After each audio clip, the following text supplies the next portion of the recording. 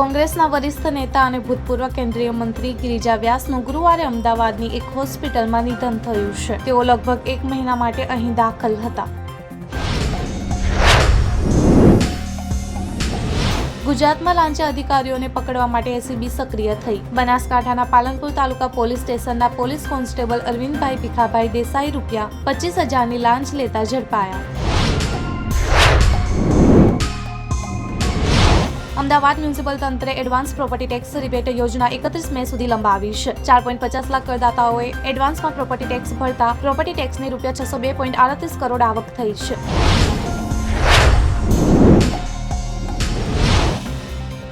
વડાપ્રધાન નરેન્દ્ર મોદી ગુરુવારે સાંજે કેરળ પહોંચ્યા, જ્યાં તેઓ આજે વિન્ઝજામ આંતરરાષ્ટ્રીય બંદરના કમિશનિંગ સમારોહમાં હાજરી આપશે.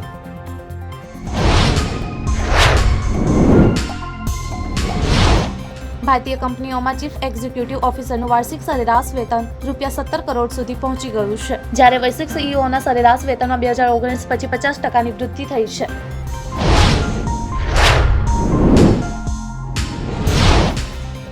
સદીની સૌથી મોટી આપત્તિમાં ઇઝરાયલમાં અજરકતા ફેલાવી દીધી છે. પરિસ્થિતિ નિયંત્રણમાં ન હોવાનું જોઈને વડાપ્રધાન બેન્જામિન નેતન્યાહુની સરકારે દેશમાં રાષ્ટ્રીય કટોકટી જાહેર કરી છે.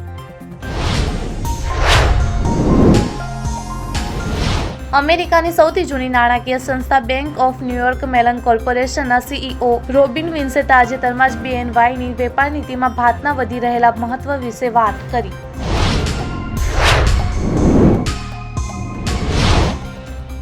રાજધાની દિલ્હી અને NCRમાં શુક્રવાર સવારથી ભારે વરસાદ પડી રહ્યો છે. વરસાદને કારણે રાજધાની દિલ્હીમાં એક મોટી દુર્ઘટના થઈ, જેમાં 4 લોકોએ જીવ ગુમાવ્યા.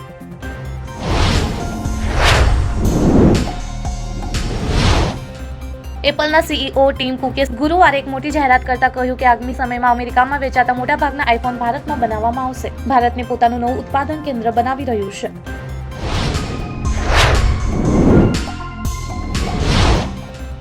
રાજસ્થાન ઇન્ટેલિજન્સને મોટી સફળતા મળી છે. ગુરુવારે જેસલમેરના 0RD મોહંગદ વિસ્તારમાંથી પાકિસ્તાની જાસૂસ પઠાણ ખાનની ધરપકડ કરવામાં આવી.